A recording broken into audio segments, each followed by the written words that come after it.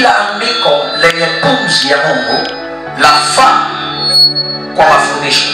Viko vitabu vingi, lakini kitabu pekee ambacho kimebeba maandiko yenye pumzi ya Mungu ni Biblia. Ndio maana ndani ya Biblia tunasema kuna maneno ya uzima. Sasa hakuna chenye uzima ambacho hakina uhai. Unaposikia Biblia inasema kila andiko lenye pumzi ya Mungu, chochote kinachopumua kina uhai. Kwa hiyo Biblia, maandiko yalikuwa yanamaanisha maneno ya Mungu yaliyoandikwa kwenye kitabu cha Biblia yanafaa watu kufundishwa.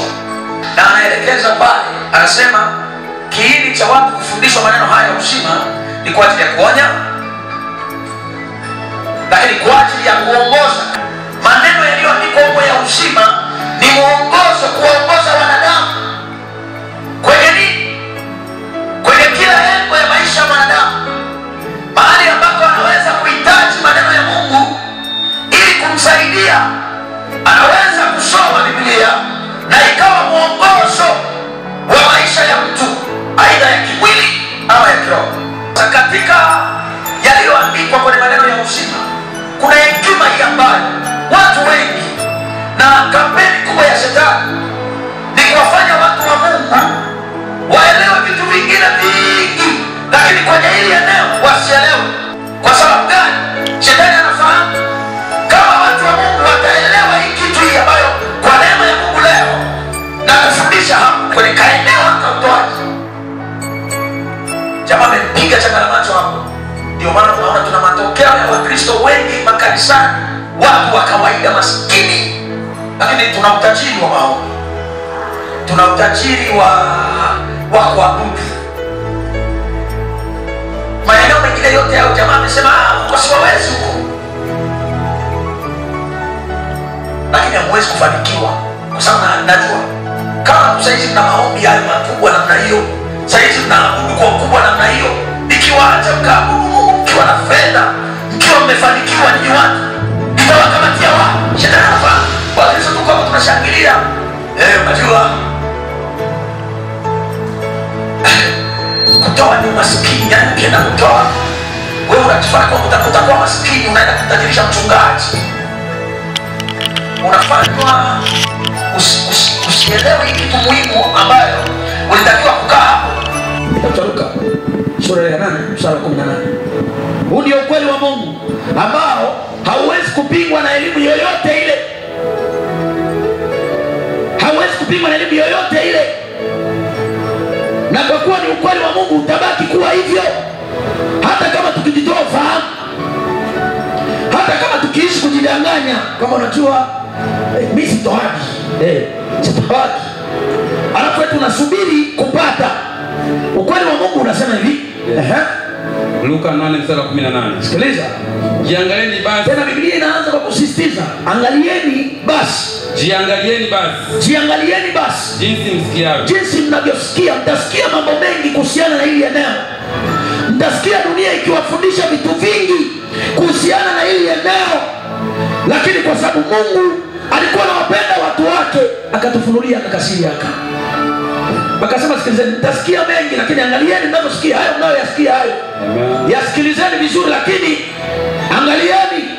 Amen. Kwa sababu ukweli ni kwamba kwa kuwa mwenye kitu atapewa, ndiye atakayepewa, na yule asiye na kitu, na yule asiye na kitu atanyang'anywa hata kile ambacho anadhaniwa kuwa nacho, atanyang'anywa. Amen. Kwa nini mwanzo ameanza na basi jiangalieni jinsi msikiavyo? Kwa sababu Mungu alikuwa anajua shetani ataleta elimu fulani za kupingana na hiki kitu ili kuwafanya watu wa Mungu wawe dhaifu, hasa kwenye maeneo ya kiuchumi. Amina. Ukweli ni kwamba ndugu zangu, kuna vitu unaweza kukwepa, lakini kwa habari ya uchumi tunahitaji tu. Amen. Na sio mimi. Yesu alikuja akafundisha hivi vitu. Amen. Sio mimi nakwambia, Yesu alikuja akafundisha hivi vitu. Kwa sababu Biblia utaona pale kwenye kitabu cha Mathayo sura 6 mstari wa 30-31 utaona Yesu anamwambia watu, ukianzia 25 kushuka pale mpaka 30-31 utaona Yesu anaongelea habari hizi. Anasema kuna kipengele pale anasema Amen. Baba yenu wa mbinguni anajua kwamba mnahitaji. Imagine mpaka Mungu anajua kwamba tunahitaji. Amina. Hivi vitu hivi, tunahitaji majumba, tunahitaji kuvaa, tunahitaji kula, tunahitaji kuishi vizuri, tunahitaji. Mungu anajua tunahitaji. Alafu sisi tunakuja hapa tunadanganyana, unajua ni heri maskini wa roho. Ni heri maskini, tena wasemi wa roho, wanaishia kwenye ni heri maskini. Wakati Biblia inasema heri maskini wa roho. Amen. Ila wewe unafundishwa ni heri maskini kuliko tajiri kupenya katika tundu la sindano. Amina. Kama tutatembea kwenye mtembeo huu. Amina. Nataka nikwambie tukiwa tunakuja hapa tunapiga vitu vya giza, tunapiga shetani, tunapiga wachawi, tunapiga na nini? Hatutaishia kuwapiga tu rohoni, wakija mwilini kwa habari ya biashara tunawapiga. Amina. Kwa habari sio ya nini tumewapiga. Amen. Sio tunapiga tu rohoni, tukitoka huko nje tunaishi kama vile tumepigwa.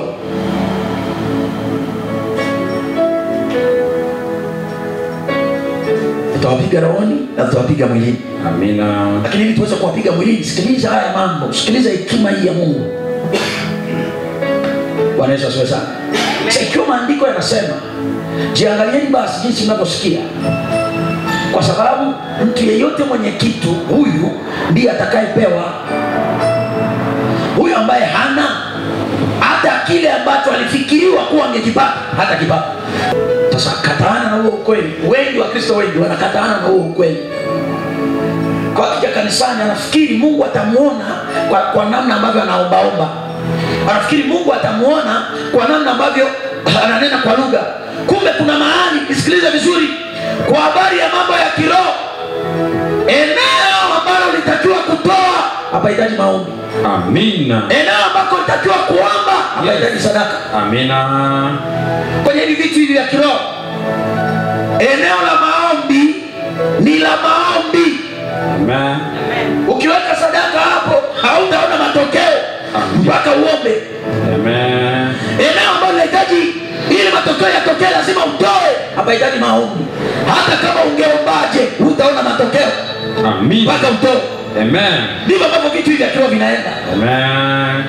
Kwa usipoelewa haya mambo, ndio tunapata watu wengi wanalalamika, wengi, mchungaji mbona naomba, kumbe eneo analoliombea wanahitaji atoe, yeye ajui. Usikiliza vizuri hiki tunakufundisha. Amen. Bwana Yesu asifiwe sana. Amina. Mwanzilishi wa hiki ninachokufundisha hapa leo ni Mungu mwenyewe. Na kwa kuwa anasema kila andiko lenye pumzi yake linafaa watu wake kufundishwa, ninaona kabisa nia ya Mungu ya kuandika pale kitabu cha Yohana sura ya 3 mstari wa 16. Kuna message Mungu alikuwa anaituma kwa watu wake pale waelewe. Amen. Kama isingekuwa hivyo, andiko lisingeandikwa. Na wengi tunalisoma sana. Amen. Kwa maana jinsi hii Mungu aliupenda ulimwengu hata akamtoa mwanae wa pekee, ili kila muamini asipotee, bali hawe na uzima wa milele.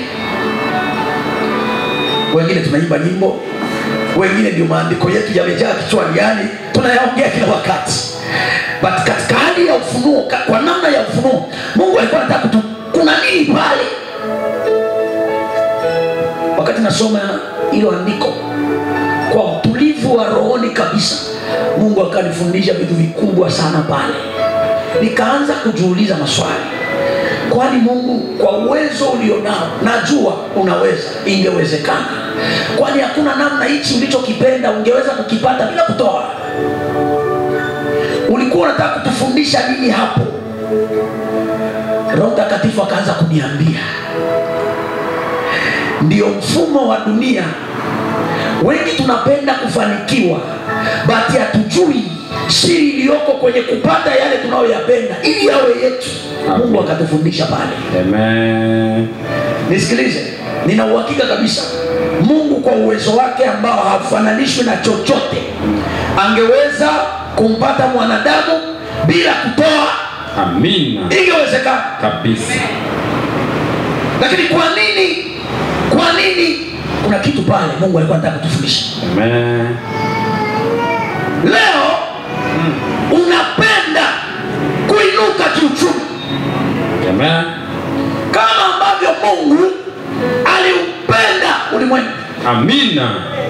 Lakini ili aupate, Yes, alikaa kwenye kanuni. amina, Kwamba ilikuwa lazima atoe kabisa kabisa, ili apate kile anachokipenda. amina. Huko hapa unapenda maisha mazuri, unapenda maisha mazuri. Yes. Mimi nasema mimi yani napenda siku moja nije nikae kwangu. Mwingine anasema napenda nije kuwa mfanyabiashara mkubwa. Ni sahihi. Kwa maana jinsi Mungu aliupenda ulimwengu, kwa maana jinsi Rebeka anapenda kuwa na maisha mazuri. Amen. Hakuna namna kile unachokipenda unaweza kuwa nacho ama kinaweza kuwa sehemu yako. Nataka nikuoneshe maeneo mengi ambayo watu wengi tumejikuta tunaishi maisha ambayo sio yale tunayoyapenda. Tunayoyapenda yanaishia kwenye akili na kwenye mawazo.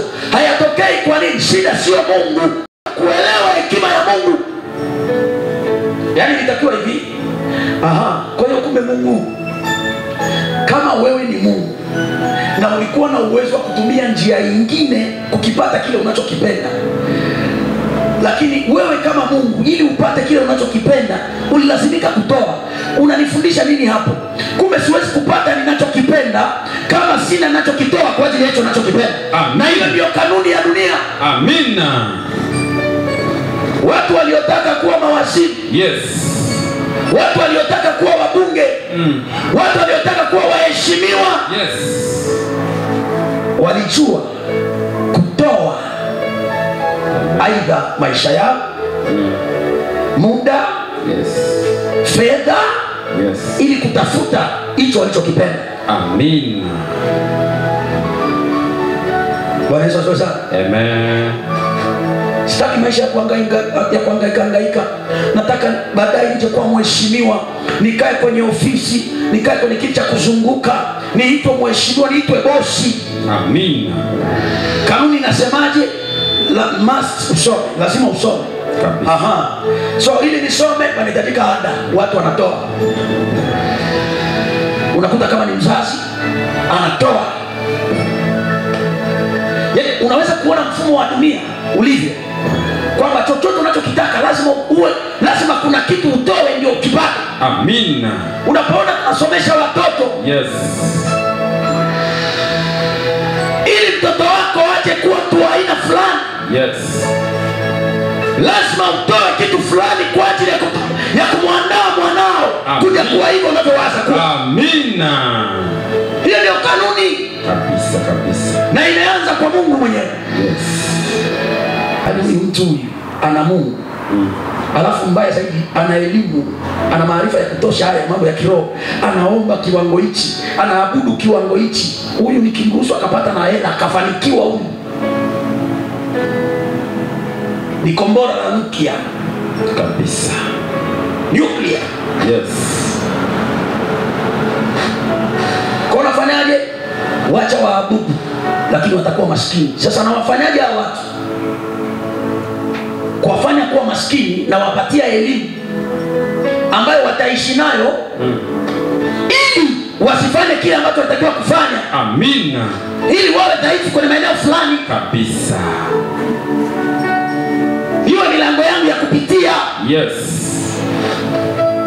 Ndio akili ya shetani. Kabisa.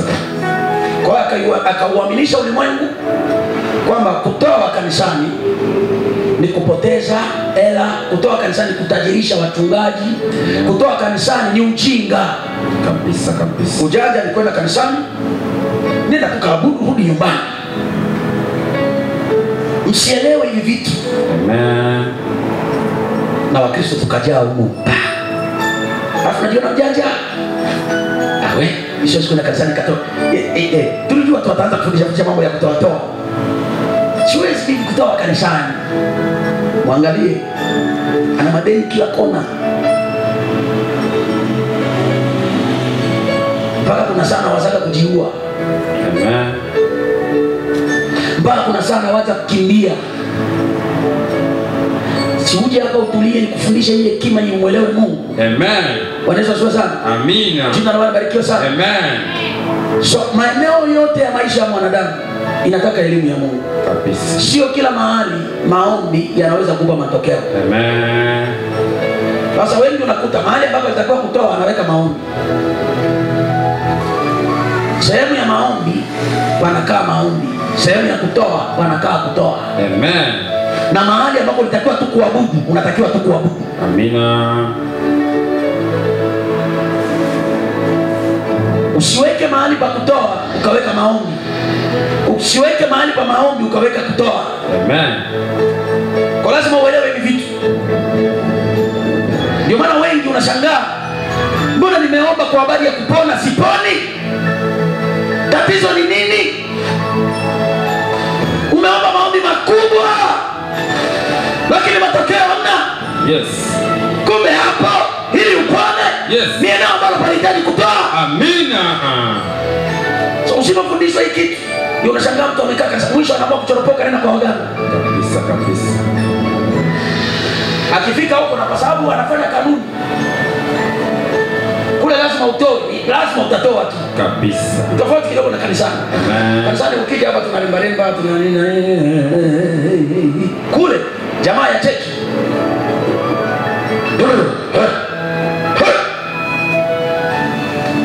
Leta kuku tatu. Na kwa sababu umefuata kanuni, akitoka hapo anasikia ni kama amepona. Amen.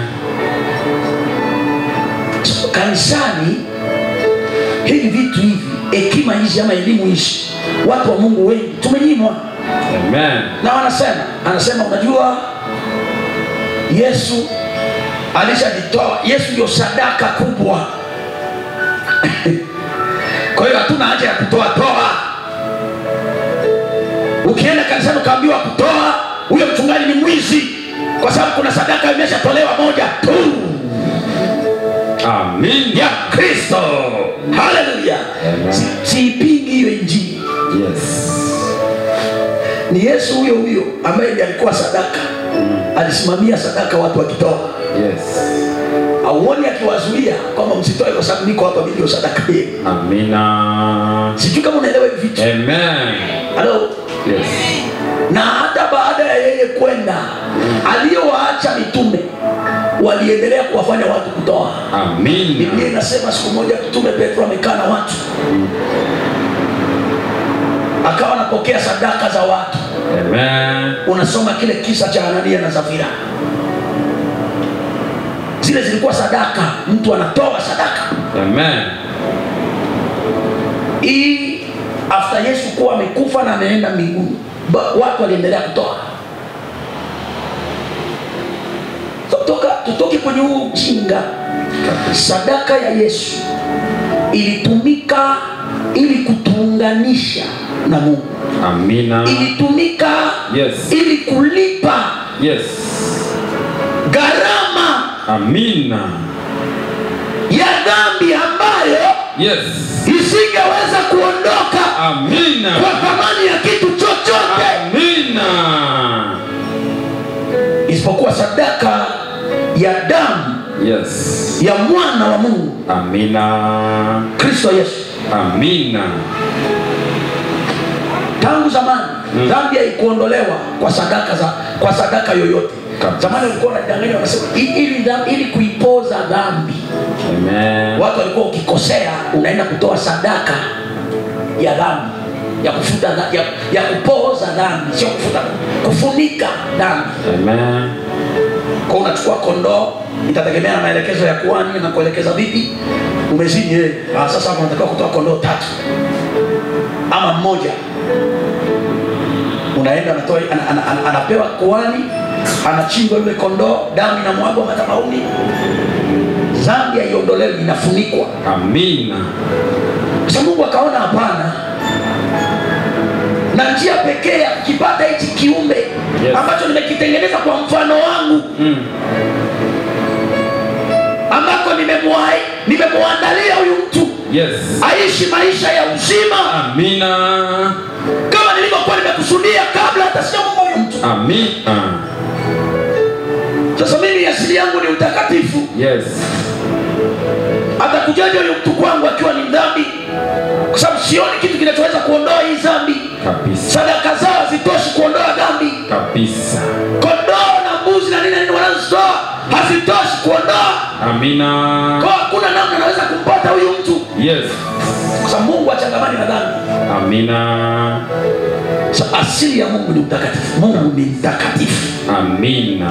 Kwa unaposikia Yesu alitolewa, ilikuwa ni kwa ajili ya kuja kuondoa dhambi. Amen. Ondoleo la dhambi. Yesu alikuja ili kutuondoa kwenye kile kifungo cha dhambi. Amina. Ndio unaweza ukaona, unaweza ukazidi asubuhi ukaomba rehema na ukaendelea na maisha. Zamani haikuwa hivyo. Kabisa, kabisa. Zamani ilikuwa umezini. Yes. Kuna mambo mawili. Aidha ufie hapo ama ufuate maelekezo ukatoe. Amen. Ili kufunika dhambi uliyoifanya. Amina. Kwa sadaka ya Yesu, sadaka aliyoitoa Mungu ya mwanae wa pekee kwa wanini kumpata mwanadamu, ilikuwa ni kwa ajili ya ondoleo la dhambi. Amina. Sema ondoleo la dhambi. Ondoleo la dhambi. Kwa Yesu ni sadaka inamuunganisha mwanadamu pale anapotakiwa kukutana na Mungu. Amina. Lazima ndio maana unaona Yesu aliongea maneno haya. Hakuna anayeweza kumuona Baba, yes, asipopita kwangu. Amina. Kwa nini? Yeye ndio sadaka ambayo ili mwanadamu akutane na Mungu, yes, ilikuwa lazima sadaka itolewe. Kwa hiyo Yesu amekaa katikati kama sadaka. Amina. So unamkataa Yesu uko nje na kanuni. Kabisa, kabisa. Hata kama unajidanganyaje, huwezi kuwa na Mungu. Kabisa. Ndio unaona watu wengi wanajidanganya huko, hajaokoka, Yesu hamtaki, lakini anasema Mwenyezi Mungu, namwamini Mwenyezi Mungu. Amen. Namwamini Mwenyezi Mungu. Unapoteza muda. Kabisa, kabisa. Unapoteza muda na unaishi kwenye kujidanganya. Amina. Mungu anaweza kukuacha tu kwa sababu ni Mungu wa huruma na rehema. Anaamua tu kukuacha, lakini usijihesabu kama mtu wake. Amina.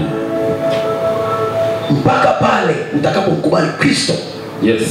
Ambaye yeye ndiye amefanyika sadaka. Amina. Inayoweza kumuunganisha mtu, yes, na Mungu. Amina.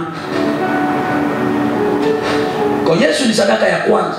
Amen. Iliyotolewa na Mungu mwenyewe. Amina. Kwa mwanzilishi wa kutoa ni Mungu mwenyewe. Amina. Ndio maana Biblia inasema hata akamtoa, amen, mwanae wa pekee. Hapo Agano Jipya. Lakini rudi nyuma, rudi kwenye Agano la Kale. Yes. Utaona mahali pote ambako mtu alihitaji matokeo kutoka kwa Mungu. Mungu alitaka mtu atoe. Amina. Anza kwa Ibrahimu. Yes.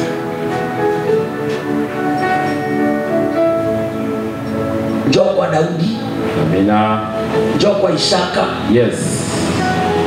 Nenda kwa Yakobo. Nenda kwa Suleiman. Amina. Nenda kwa Gideoni.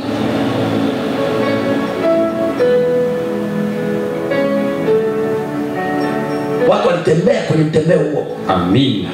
Kwa sababu hii ni kanuni ya Mungu. Kabisa, kabisa. Sasa kuna watu wengi wako makanisani. Yes. Anataka kufanikiwa kwa habari ya uchumi. Anataka kufanikiwa kwa habari ya elimu. Anataka kufanikiwa kwa habari yoyote ile. Alafu ana alichonacho ambacho anaweza kutoa kwa Mungu.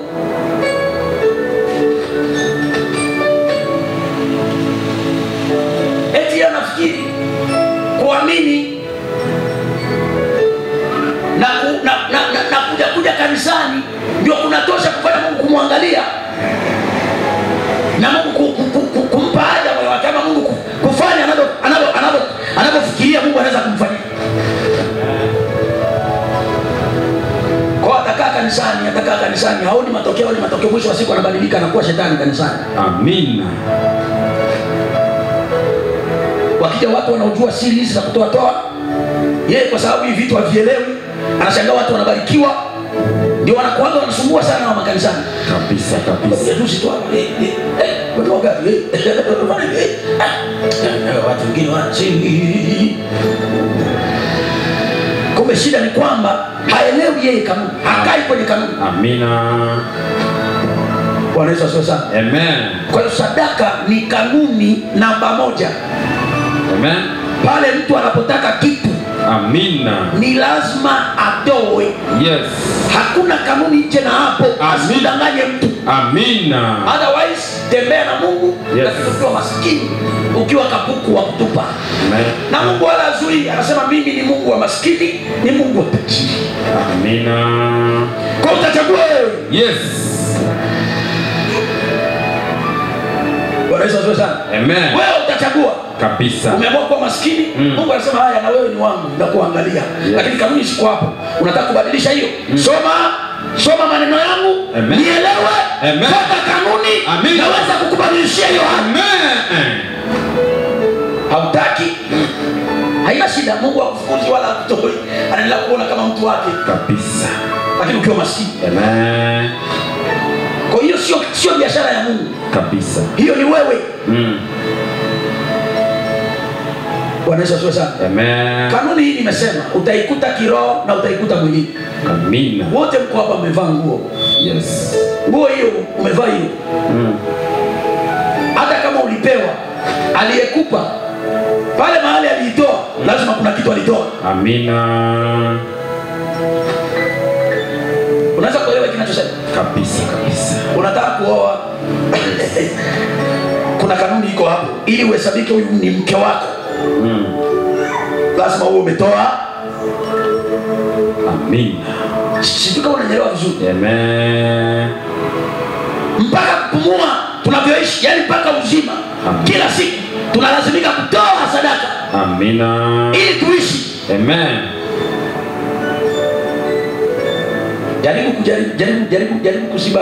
Jaribu kuziba pua yako dakika 30. Uone utakavyoishi kwa shida. Unajua kwa sababu gani? Kwa sababu hakuna kinachotoka. Amina. Unaelewa? Amen. Amen. Amina. Jaribu kufanya hiyo zoezi. Dakika 30. Ni nyingi sana, utashangaa namna unavyoteseka nyingi. Unaweza kujikuta umezimia. Kwa nini? Kwa sababu pumzi imeganda. Ili uwe hai, lazima pawe na kinachotoka na kinachoingia. Ndio unakuwa hai. Yes. Ndivyo ilivyo kwenye maisha ya watu wengi. Amina.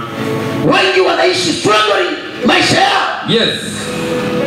Kwa sababu hawajui siri hii. Amina. Ni sawa na mtu aliyebana pumzi. Yes.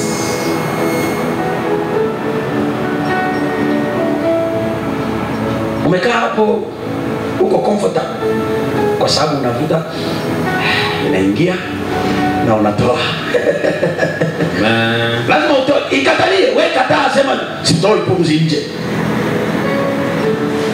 Tunakuimbia msalabani pa. Unaondoka kabisa kabisa.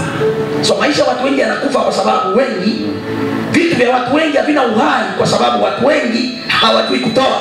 Amina. Uhai wa jambo lolote, yes, unabebwa na kinachotoka. Unataka biashara yako iwe na uhai, alafu umeikatalia pale biashara yako. Hautaki kutoa kwa Mungu. Yes. Anayeweza kuifanya biashara yako kuwa kubwa, kuongezeka. Amen. Anayeweza kukuzidisha, katalia. Utapata uhai. Biashara yako haiwezi kuwa na uhai kama unavyoona mtu. Yes. Ili uishi, hebu vuta pumzi ndani, toa nje, ndio uhai wako uko hivyo. Amen. Wewe vuta tu, alafu ikatalie humo. Sitaki kutoa, unakufa. Amina. Kajaribu kufanya kazoezi, utaona, utajifunza elimu kubwa sana hapo. Amen. Bwana Yesu asifiwe sana. Amen. Jina la Bwana libarikiwe sana. Amina. Ni kama unavyoona ardhi na mkulima. Yes. Ardhi iko tayari kumpa matokeo mkulima, but mpaka mkulima ajue kutoa mbegu kuweka kwenye ardhi. Amina.